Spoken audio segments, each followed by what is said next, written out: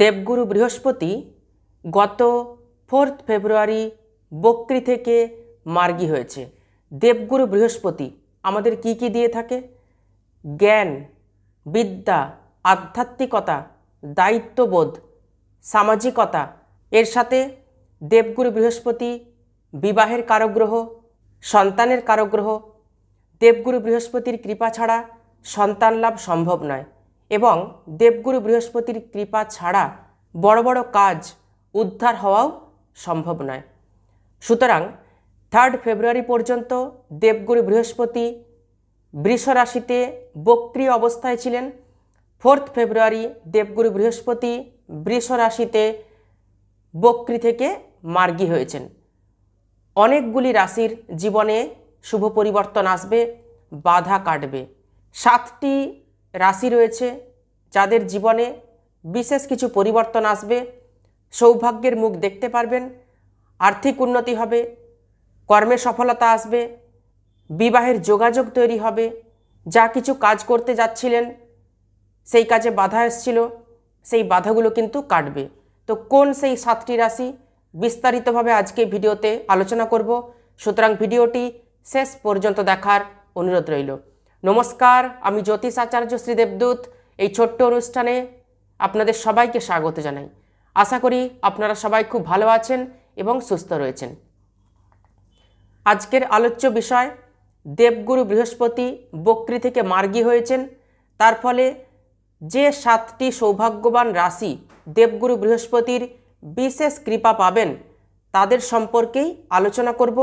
To the point আলোচনা করব, আপনাদেরকে বুঝিয়ে দেব কিভাবে আপনারা দেবগুরু বৃহস্পতির কৃপা পাবেন।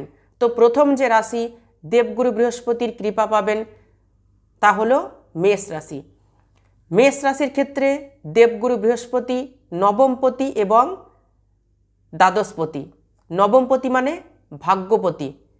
ভাগ্যপতি দেবগুরু বৃহস্পতি দ্বিতীয়ভাবে বক্রী থেকে মার্গী হয়েছে।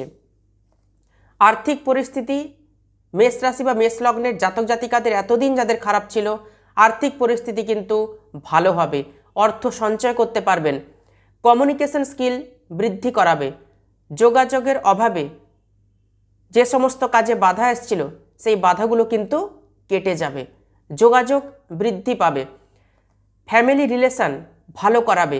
যাদের ফ্যামিলিতে ডিসপুট ছিল, অশান্তি, ঝগড়া, ঝামেলা হচ্ছিল, পারিবারিক কিছু সমস্যা এসেছিল আত্মীয় স্বজনদের সঙ্গে, পরিবারের মধ্যে, সেই সম্পর্কগুলো দেবগুরু বৃহস্পতির কৃপায় ধীরে ধীরে কিন্তু মিটে যাবে।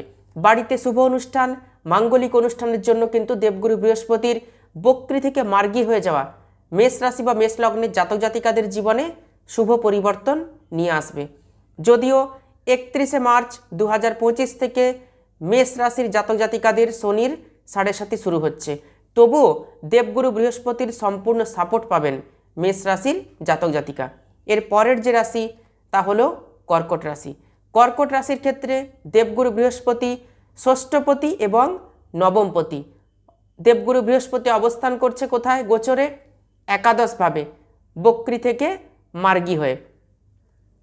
নবমপতি মানে আমাদের ভাগ্যপতি, নবম স্থান অর্থাৎ আমাদের ভাগ্যের স্থান।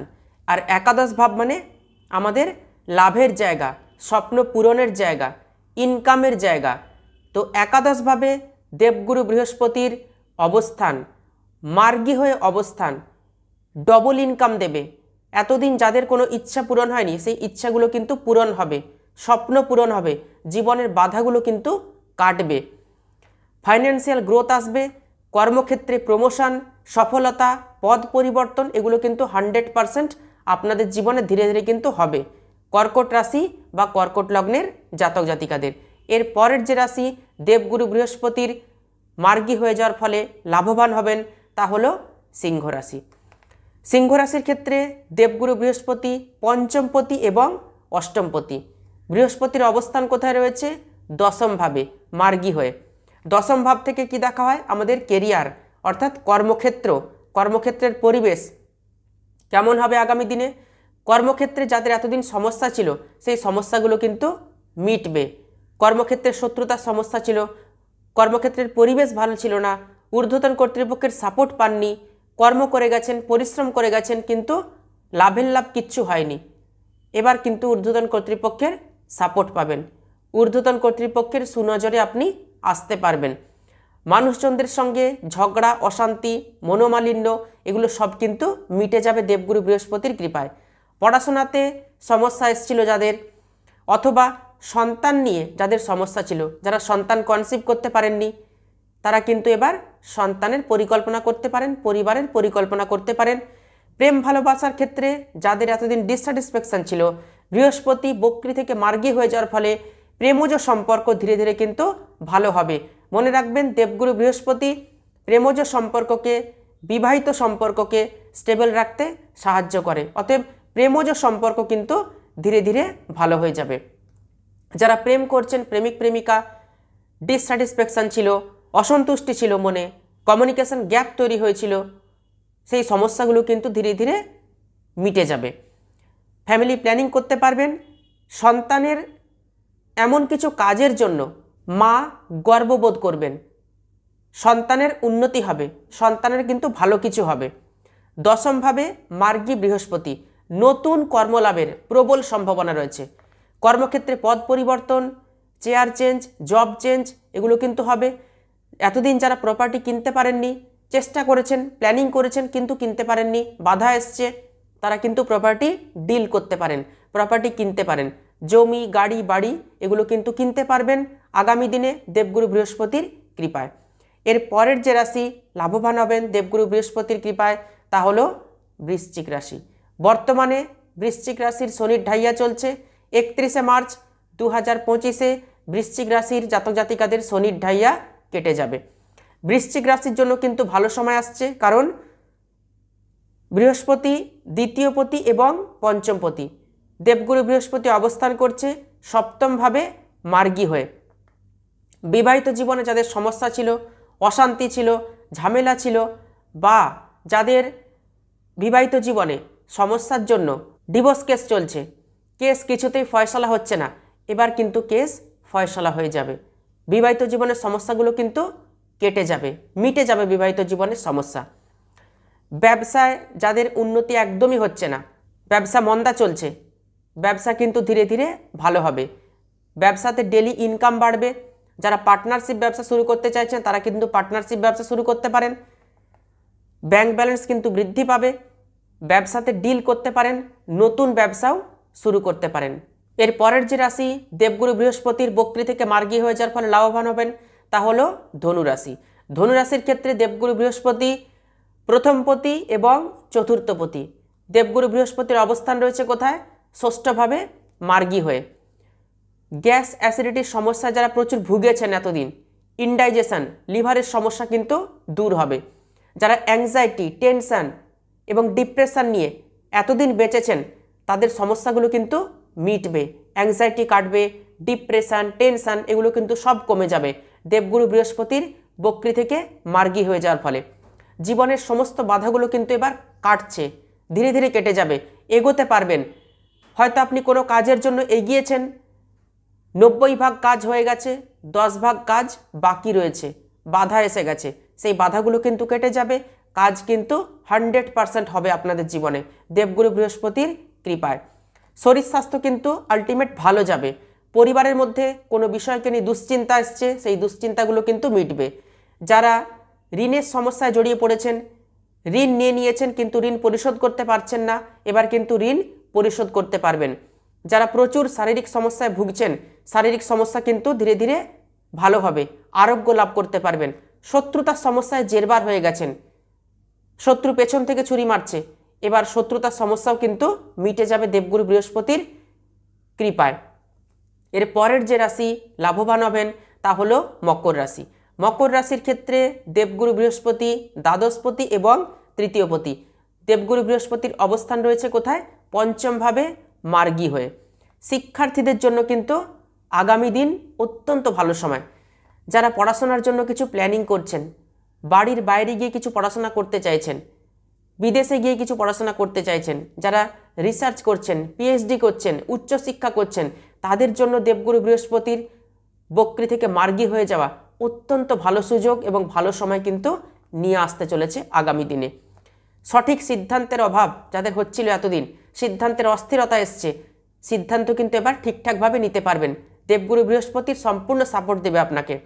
সন্তান ক্ষেত্রকে ভালো করাবে, সন্তান এমন কিছু কর্ম করবে সেই সন্তানের কর্মে মা বাবা গর্ববোধ করবেন। কর্মক্ষেত্রে সফলতা আসবে, উন্নতি হবে, ম্যাচিউরিটি লেভেল বাড়িয়ে দেবে দেবগুরু বৃহস্পতি। দায়িত্ববোধ, রেসপন্সিবিলিটি এগুলো কিন্তু দেবগুরু বৃহস্পতি বাড়িয়ে দিচ্ছে। ইনকাম বৃদ্ধি পাবে, এতদিন যাদের কোনো ইচ্ছা পূরণ হয়নি সেই ইচ্ছাও কিন্তু পূরণ হবে। যদিও বর্তমানে মকর রাশির জাতক জাতিকাদের শনির 7.5 চলছে, 31শে মার্চ 2025 শনির 7.5 শেষ হয়ে যাবে মকর রাশির জাতক জাতিকাদের। সর্বশেষ যে রাশি দেবগুরু বৃহস্পতির বক্রী থেকে মার্গী হয়ে যাওয়ার ফলে লাভবান হবেন তা হলো কুম্ভ রাশি। যদিও কুম্ভ রাশির শনির 7.5 দ্বিতীয় চরণ চলছে, 31শে মার্চ 2025 থেকে শুরু হয়ে যাবে শনির 7.5 তৃতীয় চরণ অর্থাৎ শেষ চরণ। দেবগুরু বৃহস্পতি কুম্ভ রাশির ক্ষেত্রে দ্বিতীয়পতি এবং একাদশপতি। দেবগুরু বৃহস্পতির অবস্থান রয়েছে কোথায়? চতুর্থভাবে মার্গী হয়ে।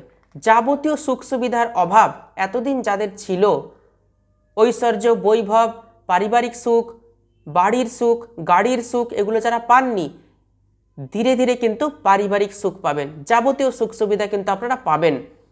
গাড়ি কিনতে পারেননি, গাড়ি কিনতে পারবেন। বাড়ি কিনতে পারেননি, ফ্ল্যাট কিনতে পারেননি, জায়গা জমি কিনতে পারেননি, কোথাও ইনভেস্ট করতে পারেননি, এগুলো কিন্তু সবই পারবেন দেবগুরু বৃহস্পতির কৃপায়। কারণ দেবগুরু বৃহস্পতি বক্রী থেকে মার্গী হয়ে গেছে। দেবগুরু বৃহস্পতি দ্বিতীয়পতি এবং একাদশপতি, অতএব ইচ্ছা তো 100% আপনাদের পূরণ হবে আগামী দিনে। সেভিংস করতে পারবেন, প্ল্যানিং সাকসেস হবে আপনাদের জীবনে, কর্মক্ষেত্রে সফলতা আসবে, কর্মক্ষেত্রে পদ পরিবর্তন, চেয়ার চেঞ্জ এগুলো 100% হবে। প্রপার্টিতে ইনভেস্ট করতে পারেন। মায়ের শরীর স্বাস্থ্য যাদের খারাপ ছিল, মাকে নিয়ে অনেক চিন্তা ছিল, মায়ের শারীরিক সমস্যা ছিল, মাকে নিয়ে চিন্তা কিন্তু কমবে, মায়ের শরীর স্বাস্থ্য ধীরে ধীরে কিন্তু ভালো হবে। কুম্ভ রাশি বা কুম্ভ লগ্নের জাতক জাতিকাদের জন্য দেবগুরু বৃহস্পতির বক্রী থেকে মার্গী হয়ে যাওয়া অনেকটাই আপনাদের জীবনে কিন্তু প্লাস পয়েন্ট, শুভ পরিবর্তন নিয়ে আসছে। দেবগুরু বৃহস্পতির বক্রী থেকে মার্গী হয়ে যাওয়ার জন্য 7টি রাশির জীবনে কিন্তু সৌভাগ্য আসছে। দেবগুরু বৃহস্পতির কৃপা পাবেন 7টি রাশি আগামী দিনে, ধীরে ধীরে পাবেন। আজকে আলোচনা করলাম। ভিডিওটি ভালো লাগলে ভিডিওটিতে অবশ্যই একটি লাইক করবেন, আর ভিডিওটি আত্মীয় স্বজন বন্ধু বান্ধবদের মধ্যে প্রচুর শেয়ার করবেন। যারা ইউটিউব থেকে দেখছেন তারা অবশ্যই চ্যানেলটিকে সাবস্ক্রাইব করে রাখবেন, আর যারা ফেসবুক পেজ থেকে দেখছেন তারা অবশ্যই পেজটিকে ফলো করে রাখবেন নতুন নতুন ভিডিও পাওয়ার জন্য। তাহলে আজকে এ পর্যন্তই। সবাই খুব ভালো থাকবেন, সুস্থ থাকবেন। দেখা হচ্ছে আবার নতুন একটি ভিডিওতে। অসংখ্য ধন্যবাদ।